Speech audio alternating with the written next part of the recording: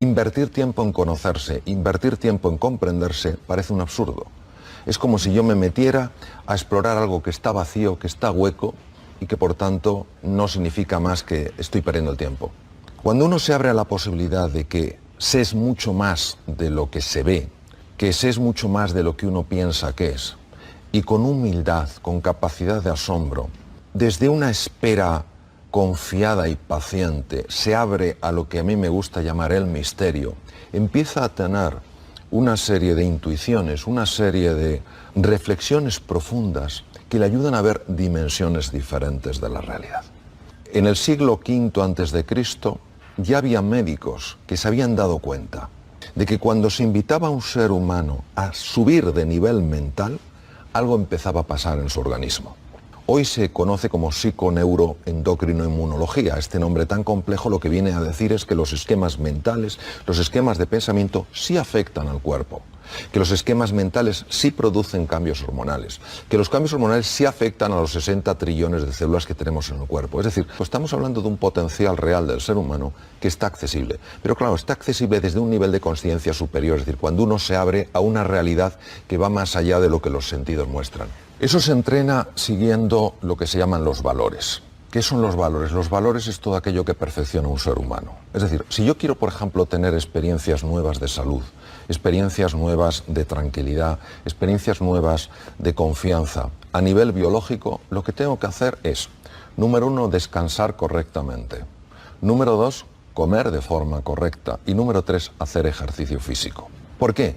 Porque eso es un valor. Un valor lo define mi naturaleza. Mi naturaleza me dice que si yo soy cuidadoso con lo que como, si soy cuidadoso con mi descanso, si soy cuidadoso con mi ejercicio físico, yo accedo a otro nivel. Y las personas que hacen ejercicio físico de manera regular saben perfectamente que esto pasa, que la persona que cuida la alimentación, que la persona que descansa lo suficiente, que la persona que hace ejercicio físico, está más tranquila, está más ilusionada, está más sana, se recupera antes de los tropiezos, acaba de subir de nivel. Hay una serie de valores que lo que hacen es poco a poco irnos subiendo de nivel. Por ejemplo, la generosidad. Cuando tú buscas cómo añadir valor a la vida de otro ser humano, aunque tú no ganes nada, aunque no te lo agradezca, aunque no te valore, te darás cuenta de que empieza a ocurrir algo en ti. Empiezas a pensar de una forma distinta, empiezas a sentir de una forma distinta, empiezas a ver cosas que antes no veías. La amistad. Cuando sabes estar a la altura de un amigo, cuando sabes estar a la altura del desafío, te das cuenta de que algo en tu interior empieza a ser transformado. La valentía. Cuando te atreves a pesar de tu miedo, cuando defiendes aquello que es valioso y que nadie lo está defendiendo, cuando te arriesgas a no ser popular, te das cuenta de que empieza a cambiar tu vida.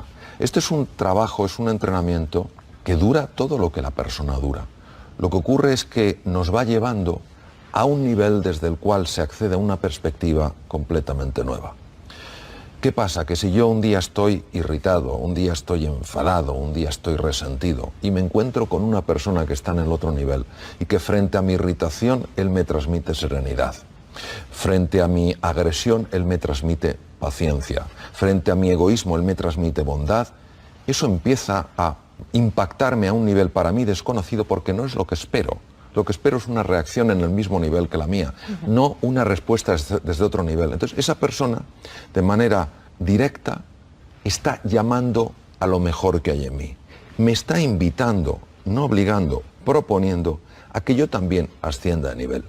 Claro, imaginémonos un mundo donde todos nos ocupáramos un poco más unos de otros, donde todos estuviéramos menos obsesionados con acumular, con tener poder, con dominar, con tener estatus, con tener prestigio. Yo creo profundamente en la capacidad transformadora de la sociedad. Lo que no creo es que la sociedad pueda ser transformada si el individuo primero no se transforma. La propia inteligencia del ser humano es una inteligencia que crece en colaboración, que crece en cooperación. La gran ventaja competitiva del ser humano no es sencillamente que tiene un cerebro más avanzado que otras criaturas, es que es un cerebro que en un momento de la historia supo colaborar. En un mundo en el que estamos tan marcado por la incertidumbre, por la ambigüedad, por el cambio, o aprendemos a cooperar, o aprendemos a ayudarnos, o aprendemos a respetarnos, o sencillamente es que no tenemos futuro. De hecho, el gran filósofo norteamericano Emerson decía que la mayor desgracia de un ser humano no es morirse, es no encontrar en tu vida a nadie que te ayude a lograr lo que eres capaz de lograr. ¿Qué quiere decir? Quiere decir que la vida nos demuestra que todo ser humano tiene un potencial, pero sí es cierto que necesitamos que alguien crea en ello. No necesariamente tiene que ser alguien de fuera, puede ser uno mismo. Bueno, la idea que tenemos que sacar es que si las cosas no suceden, las tenemos que provocar nosotros. Es decir, si yo veo que algo que tendría que ser mejorado en mi entorno no lo están mejorando las personas que tienen más responsabilidad para mejorarlo, pues yo tengo que empezar a hacer algo para mejorarlo. No lo podré hacer todo, pero sí puedo hacer algo. Yo creo que hay que salir de esta posición de víctima. Yo estoy viendo esta posición de víctima por todas partes. Entonces yo creo que muchos menos esques, aunque sean muy razonables, aunque sean muy lógicos, pero no generan resultados. Y muchos más hayques. El filósofo español José Ortega y Gasset, una de las cosas que dijo es: las ideas las tenemos, en las creencias estamos. Las creencias son certezas que vivimos a nivel inconsciente, nos las cuestionamos y alteran por completo la forma en la que vemos las cosas. Tienen la capacidad de alterar la percepción porque alteran las emociones. No hay nada que altere más la percepción del mundo que las emociones en las que estamos. Entonces, ¿qué ocurre? Que estas creencias se han sedimentado, han cristalizado a base de repetirnos a nosotros mismos ciertos mensajes. A veces esos mensajes los hemos comprado del exterior. Si alguien cuando éramos pequeñitos ha dicho: es que no vales nada, es que eres feo, es que eres corto, es que eres corta, es que no llegarás, el poder lo tiene si yo esa frase me la repito constantemente y yo me la creo, porque entonces en cualquier momento de dificultad yo consultaré esa frase y esa frase me dirá: claro que no puedes. Yo creo que no hay un solo ser humano que tenga un acceso a la verdad completa. Por tanto, aunque nos digan cosas que no nos gusten, siempre hemos de saber que eso es una verdad incompleta. En caso de que sea una verdad completa, a lo mejor es que no es verdad en absoluto, pero por eso la base de todo cataclismo es el egoísmo y la base de toda prosperidad es la generosidad. La única manera en la que la creatividad aflora es cuando nos topamos con un muro. Porque cuando nos topamos con un muro y nos pegamos con el muro y el muro no se rompe, solo hay dos opciones que podemos tomar. La primera es abandonar y la segunda es encontrar un camino. Sabemos perfectamente que la creatividad se despliega y la inteligencia se abre precisamente cuando encontramos la dificultad. Lo que pasa es que como no nos gusta nada sufrir, en cuanto empezamos a notar que darle golpes al muro duele, lo normal es que abandonemos. ¿Cuántas personas, porque han seguido, porque han creído en sus posibilidades, han descubierto que todo muro tiene unas microfracturas? Que por las microfracturas poco a poco te puedes ir colando. Yo creo que hay que tener mucha más hambre, mucha más ambición que no avaricia por alcanzar la propia plenitud. Yo creo que caemos con mucha facilidad en el conformismo, que en cuanto hacemos una cosa con un cierto nivel de competencia ya no aspiramos a la maestría. Enseguida nos acomodamos. Es clave. Nosotros vamos muy distraídos por la vida. Cuanto más complejo sea el entorno, más claras tienes que tener tus prioridades. Cuanto más difíciles son los desafíos, más anclado tienes que estar en tus valores. Eso es el foco. El foco es no dejarte distraer por cosas que son irrelevantes. En cirugía es fundamental tener foco. En la vida es fundamental tener foco. Tener foco es decir sí a lo fundamental y obviamente para eso hay que decir no a lo que no es fundamental. Cuando nosotros nos encontramos ante un desafío, la mente tiene que hacer una valoración. Y la valoración es dos tipos. Una, tierra incierta, tierra desconocida. Dos, tierra hostil. Si la valoración que hace la mente es tierra hostil, solo puede poner en marcha tres mecanismos. Ha sido así por muchísimo tiempo en la evolución de las especies. Uno, la agresión. Otro, la huida. Sí. Y otro, el bloqueo. Pues hay personas que quedan estancadas en la agresión. Se sienten amenazados por la vida, se sienten amenazados por los demás, aunque los demás no les estén amenazando, y eso hace que tomen posturas agresivas, estén muy irritables, tiendan incluso a ser personas violentas. Es una lectura errónea de lo que está ocurriendo. ¿Por qué? Porque el estudio más largo que conozco, creo que es el más largo que existe, que duró 20 años, demostró que la principal causa del estrés negativo, que se llama distrés, que es muy dañino para la salud, es la pobre comunicación entre las personas. Cuando nos encontramos unos con otros, inmediatamente nos posicionamos, amigo o enemigo. Y a veces eso no tiene que ver con la persona que tenemos enfrente, sino con experiencias previas. Yo qué sé, si esa persona tiene un aspecto parecido a alguien que en un cierto momento nos pegó, el cerebro trabaja con asociaciones. Entonces, si la otra persona está mostrando una actitud de afecto, de benevolencia, de compasión, de generosidad, de cercanía, es más difícil que ese patrón mío de reacción se mantenga activo. No quiere decir que en algunas personas no suceda así, pero es mucho más raro. Una sonrisa auténtica de una persona, una cercanía, disipa muchísimos miedos y muchísimas agresividades. Muchas veces nos obsesionamos con llegar al destino y lo importante es cómo vamos mejorando, cómo nos vamos transformando en el camino. En el mundo no existirían guerras si nuestro corazón estuviera en paz. El mundo exterior es un reflejo del mundo interior. Cuando tú cambias, todo cambia. Yo creo que una de las cosas mejores de la ciencia y sobre todo de la ciencia en los últimos años es que nos ha permitido entender con bastante claridad hasta qué punto todo está conectado.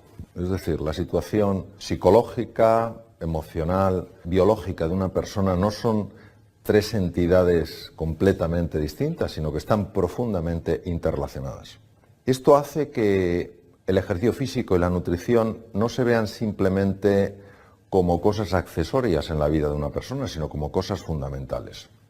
Por ejemplo, sabemos que hay formas de alimentación que mejoran la depresión. Sabemos que hay formas de alimentación que no solamente retrasan el envejecimiento y retrasan el deterioro de los tejidos, sino que además favorecen la energía y la vitalidad. Por tanto, ya la alimentación no es un simple comer, sino es estar mejor. Sabemos, por ejemplo, que durante el ejercicio físico, no solamente están ocurriendo cosas a nivel de los músculos, sino que están ocurriendo cosas a nivel del cerebro. Cuando una persona hace un ejercicio físico regular, se liberan 5 neurotransmisores, se liberan en más cantidad de lo que normalmente se liberan, y esos 5 neurotransmisores, que son hormonas intracerebrales, producen cambios muy importantes en el estado emocional de una persona. En un mundo tan cambiante, en un mundo tan variable, tan volátil, mantener el equilibrio en medio de la tormenta es algo crucial. Todo aquello que nos ayude a mantenernos equilibrados es algo que yo creo que es muy bienvenido. El ejercicio físico se sabe que potencia la memoria porque aumenta las cifras de una sustancia que se llama BDNF, y el BDNF a nivel cerebral favorece la conexión entre las neuronas. En el Paleolítico los hombres caminábamos una media de 25 kilómetros diarios, las mujeres de 19 kilómetros diarios. Hoy en día el sedentarismo es causa directa de enfermedad, pero no solo de enfermedad, hablando desde el punto de vista fisiológico, físico, aumento de la posibilidad de muerte prematura, deterioro cardiovascular, diabetes tipo 2, síndrome inflamatorio, no solo de eso, estamos hablando de deterioro psicológico profundo. Por ejemplo, los cuadros de depresión mejoran con ejercicio físico. Pues porque en la depresión hay una alteración de una estructura que se llama el hipocampo, se reduce volumen, como con el ejercicio físico se libera BDNF, que es una neurotrofina que comentaba antes, aumenta el tamaño del hipocampo. El hipocampo es una estructura muy importante para controlar el miedo, para controlar la ansiedad. El ser humano es un conjunto de realidades complejas que se pueden distinguir pero no se pueden separar. En la complejidad de una mano, yo puedo distinguir la palma de la mano del dorso, pero yo no las puedo separar. Entonces, siempre que hablamos de estas realidades hay que ser muy cauto, porque cada plano de realidad está afectando al resto. Si yo muevo la palma de la mano, inevitablemente muevo el dorso. La sociedad nos ha condicionado a pensar que lo único importante es darle vueltas a la cabeza. Es a tener ciertas ideas fijas sobre cómo son las cosas. Y eso va en contra de nuestra realidad como seres humanos. Por eso hay muchas veces en las que se piensa lo que no se dice lo que no se piensa, se dice lo que no se siente y se siente lo que no se dice. Evidentemente, esto implica un deterioro en el organismo. No solo a nivel biológico, por el poder que tienen los pensamientos en la interacción con la fisiología con el cuerpo, sino a nivel de la propia interacción entre seres humanos. Entonces, esta ilusión óptica en la que vivimos hace que paguemos un precio enorme. Cuando yo hablo de reinventarse, hablo de aflorar la verdadera realidad del ser. No quién te crees que eres, no cómo te has definido toda la vida, no cómo te ha definido la sociedad, sino en base a quién eres en realidad. La reinvención es un proceso apasionante, sencillo, pero nada simple, porque implica abrirse a que dentro de ti hay talentos, recursos y posibilidades que ni siquiera se te han pasado por la cabeza. Y estamos más cómodos en el juicio, en la etiqueta que nos hemos puesto, aunque esa etiqueta sea profundamente dolorosa. Esa es la paradoja de los seres humanos. Muchas veces, en lugar de vivir plenamente, vivimos vidas de callada desesperación, pero pensamos que no hay nada más. Hoy, en medicina, se sabe que cuando eso empieza a aflorar, el cuerpo empieza a mejorar y llega a curarse de enfermedades muy graves, pero preferimos seguirnos definiendo como siempre nos hemos definido. Preferimos no atrevernos a salir de nuestra zona de confort. Preferimos el mal conocido que el posible bien por conocer. Entonces lo que pasa, que lo dicen, no, yo es que soy una persona mediocre. Tú no naciste para ser mediocre. Tú naciste para la grandeza. La grandeza no es el éxito, el ganar una fortuna, el que la gente te señale, este es muy importante. La grandeza es vivir de acuerdo a quién eres. Hay que distinguir el triunfo de la felicidad. El triunfo lo marca fundamentalmente aquello que colma los sentidos. Nuestra sociedad marca lo que es el éxito, lo que es el triunfo. Y el éxito, el triunfo que marca es fundamentalmente ser una persona importante. Hay personas que desde el punto de vista social no tienen éxito, pero se les ve muy contentos. Hablo de personas que transmiten una alegría, transmiten una ilusión, y dices, bueno, esto que resulta hasta, entre comillas, ofensivo. Y hay personas muy reconocidas y que por dentro están hechas polvo. El éxito colma los sentidos, la felicidad colma el corazón. ¿Es incompatible ser feliz con tener éxito? No. Yo creo que tenemos que buscar una fórmula equilibrada donde tú tengas pues, tus sentidos adecuadamente colmados y a la vez tu corazón colmado. Yo no lo pondría como dos opuestos, ni mucho menos, pero sí creo que hay que encontrar un balance. Encuentra un nivel de éxito que no sea incompatible con tu felicidad. Yo creo que el ser humano es mucho más que su historia. Yo creo que el ser humano es capaz de reinventar su vida, no ser simplemente una consecuencia de historia. Ortega y Gasset dijo, no somos un participio, sino un gerundio. No estamos hechos del todo, sino que nos vamos haciendo. Entonces, él decía, no tenemos creencias, en las creencias estamos. Esto desde el punto de vista de la salud es muy importante.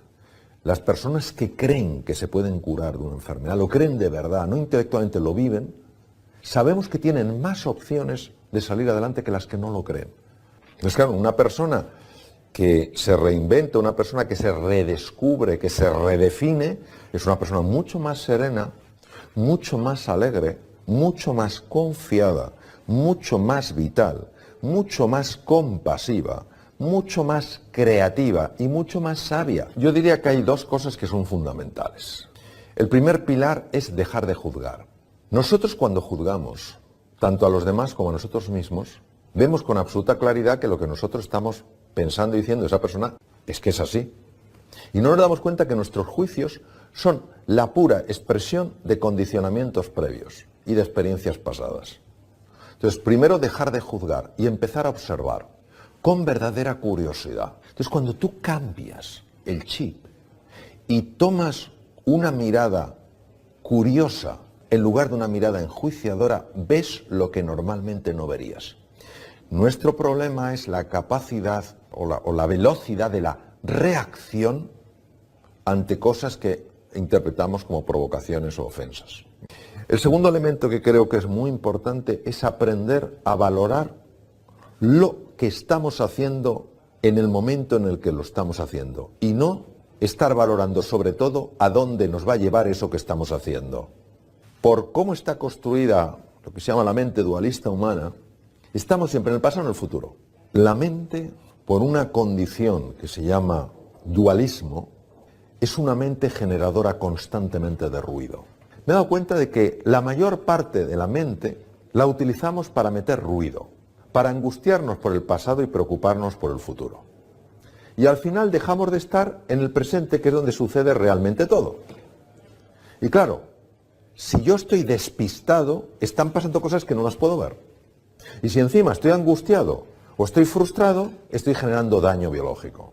Entonces el mindfulness es una parte de la meditación, lo que se llama shamatha, que lo que hace es estabilizar la atención. Yo no puedo ver nada nuevo si no miro de una forma nueva. El shamatha, el mindfulness, que es la forma anglosajona de llamarlo, el mindfulness lo que hace es ayudarte a fijar la atención fundamentalmente en la respiración y en el cuerpo. Cuando tú mantienes la atención ahí, los pensamientos se ven sin energía. Y claro, intentan bombardearte, te intentan llevar, pero tú te das cuenta y vuelves. ¿Qué pasa biológicamente en una persona que está entrenando su atención? Mejoras en la salud, que hay reducción en la reactividad emocional y que hay una potenciación de la creatividad y de la capacidad para ver las cosas con claridad. Bajan los niveles de depresión, bajan los niveles de ansiedad, se potencia el sistema inmune, mejora la relación interpersonal. Cambios en la estructura del cerebro, potenciación de la capacidad del sistema inmune para atacar tumores. Lógicamente, hay personas que no se quedan en la salud física, en la mejora de la creatividad, en la mejora de la productividad, sino que además quieren avanzar más, quieren conocerse más, quieren saber lo que hay dentro. Entonces es lo que se llama el vipassana, donde te metes dentro y empiezas a entender con más claridad la dinámica de la mente. Yo creo que todo ser humano necesita fundamentalmente dos cosas: que se le entienda y que se le quiera. Cuando una persona se siente entendida, este se considera hoy en día que es el elemento, por ejemplo, en psicoterapia más importante, que la persona se sienta realmente comprendida. Este punto y el querer a los demás, tratarles con afecto, marca una diferencia enorme. Claro, esto lo que pide es una revolución interior, porque no es fácil, no es cómodo. Y tenemos la sensación de que lo que nos da fuerza es etiquetar. No, etiquetar lo que nos hace es débiles.